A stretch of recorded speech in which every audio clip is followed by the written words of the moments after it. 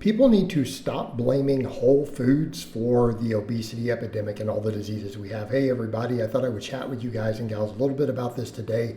And what I mean by this is when people say things like all meat is the problem, or vegetables are the problem, or grains are the problem, or carbohydrates are the problem.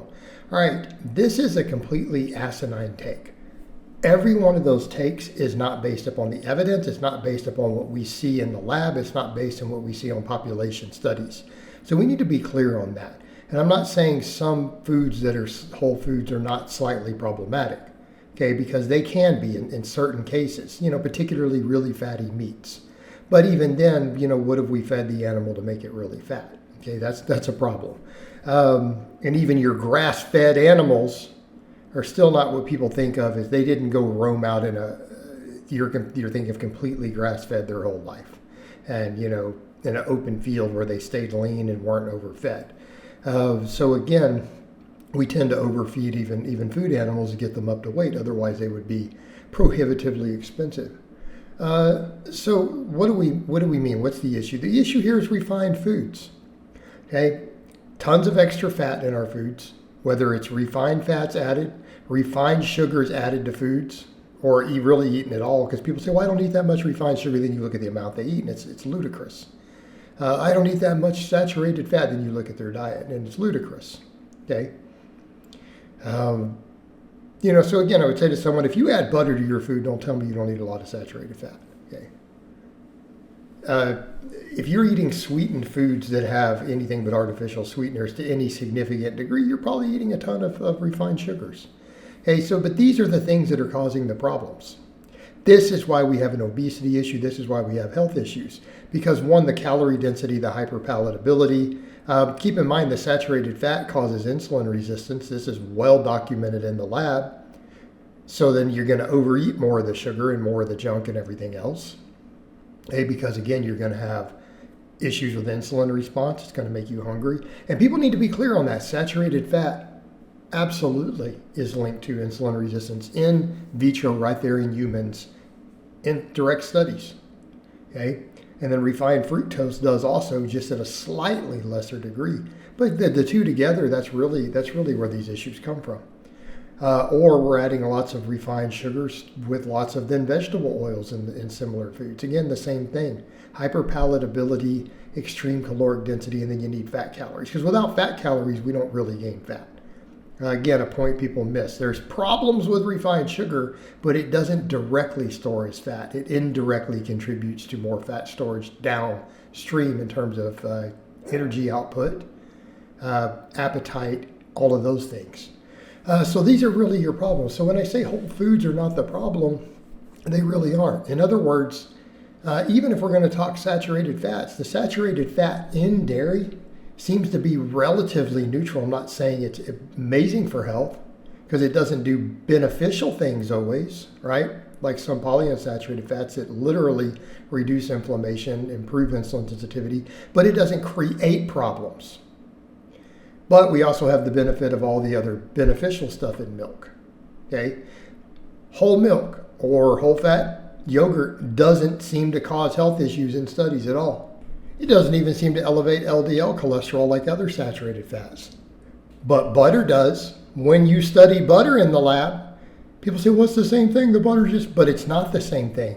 It's not in the matrix of a whole food. It doesn't have all these beneficial things that the milk has that seem to positively impact these things. Okay, so there's a buffer against a lot of the negatives from the saturated fat in the rest of the milk. Things like the amount of calcium, protein, other stuff. And that's what experts have speculated as to when they compare them head to head. In the lab, they compare test subjects and have them drink whole milk or consume the same amount of fat grams from butter that's in the whole milk. The blood work looks completely different. It's nothing alike, both because butter is a garbage refined food in which all of the beneficial nutrients have been stripped out, and all you're left with is the saturated fat, and then it's been refined and churned. And all these things make it end up easier and faster to absorb. So what they find in the lab, butter causes a very profound negative effect on blood work, but whole milk doesn't. And even a lot of other higher fat dairies don't seem to cause the same effect Okay? They don't cause the same effect on the blood work in the lab. Now, fatty meats do, okay? Unless they happen to be fish. So do you see where we're going with this? These whole foods are not the problem. We get over to carbohydrates. Carbohydrates in general don't cause health problems. Even white rice, really high glycemic index white rice, even though it's somewhat refined, it doesn't seem to be that bad for health. Really doesn't in the lab or in population studies. Whole grains are a little bit better. Same thing, people talk about, oh, grains are a problem. Then where's the data? People have hypotheses why they think certain anti-nutrients or whatever cause problems in grains, but guess what? When you cook them, that goes away. You're not eating them raw. So that's complete nonsense. And again, it doesn't appear in the population data.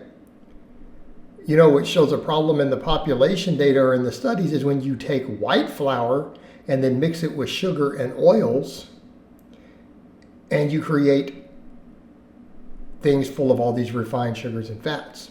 Okay? That's where you see the problems. Nothing wrong with the wheat. There's no issues with grains in our diet. None. Even worse when people start blaming fruits and vegetables. Well, the fruit sugar, yeah, but that's not the same thing as refined fructose, is it? And I've done long videos explaining the metabolism of why that is, the specifics of why when you strip fructose down to pure fructose or refined sugar, not in a whole food, of why the body processes it different. And it's nothing to do with the insulin response. It has to do with the gut and how long it takes to get into your bloodstream. Fruit stays in your intestine long enough for most of the fructose to be fermented into glucose. Glucose is always good. Glucose is our primary fuel source as a species. We thrive on it. Unless you've created insulin resistance through eating all this other junk. And then your primary, most healthy fuel source becomes problematic, but that's because you ate all this garbage that created a metabolic condition. But the fruit itself is fine. Most of the fructose turns into glucose in the gut. It's when we take and strip down to fructose in the form usually of table sugar or high fructose corn syrup, this creates problems. Right? These are the foods that create problems. Really fatty meats, because we fed animals, and fattened them up, because that's not even how meat occurs in the wild. And I'm not even saying because it's natural, it's better. But in this case, the meat's leaner. Stripping milk down into butter, that's an enormous health problem. Making all these refined oils out of perfectly healthy, amazing fats, polyunsaturated fats are amazing for the human body in the lab. All right?